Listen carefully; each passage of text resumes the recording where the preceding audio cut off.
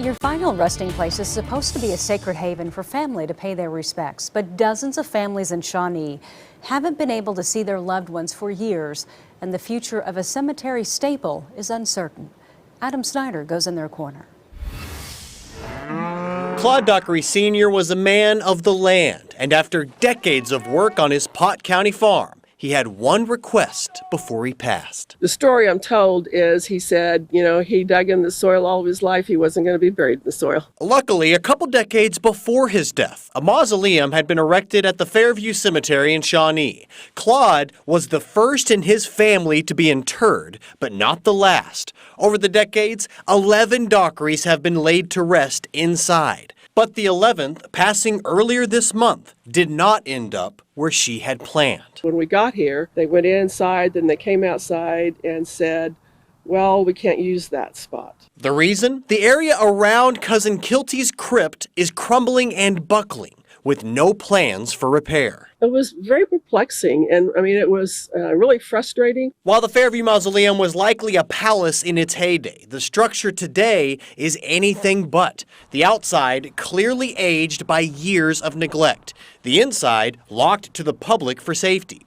But busted out windows give a peek to the final resting place of 120 souls. I haven't been able to go in for some time. I have asthma, and the mold and everything is so bad inside that it's not really fit for people to be able to go in there and be safe. How this came to be is complicated. While the Fairview Cemetery is city-owned and maintained, the mausoleum in the middle is privately owned, run by the Tiemann family as part of the Fairview Mausoleum Association for decades. But with the passing of Mr. and Mrs. Tiemann, ownership passed to their two out-of-state sons. Funding dried up. The building withered away. Why is this not being taken care of?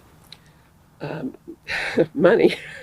It's very expensive. The association has tried for years to pass ownership to Shawnee, a proposition discussed by city commissioners last April. We can't maintain something we don't own, so that thing is set for the last 8 years and just slowly worsen. Estimating it would take at least $600,000 to repair, commissioners voted to accept ownership.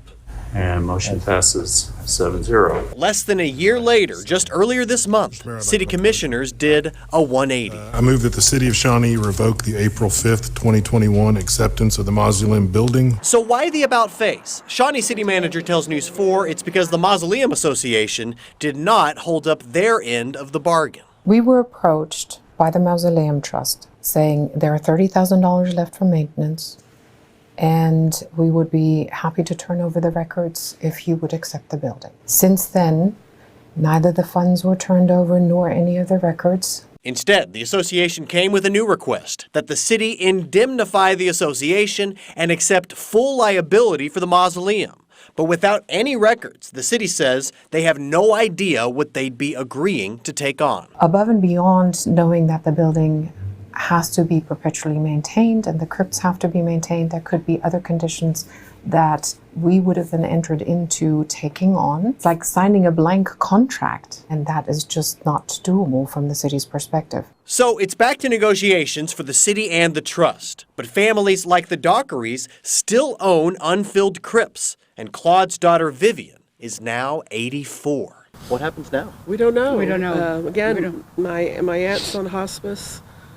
We could lose her at any time. All must now wait, hoping a resolution hasn't crumbled completely. It is much less about the building, but it's about doing right by those people who thought that they had a final resting place, and now that is in jeopardy. I'm Adam Snyder, in your corner.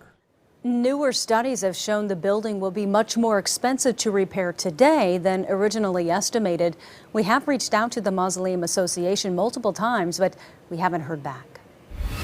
If you need somebody in your corner, give us a call on our In Your Corner hotline, or you can send us a message on our website.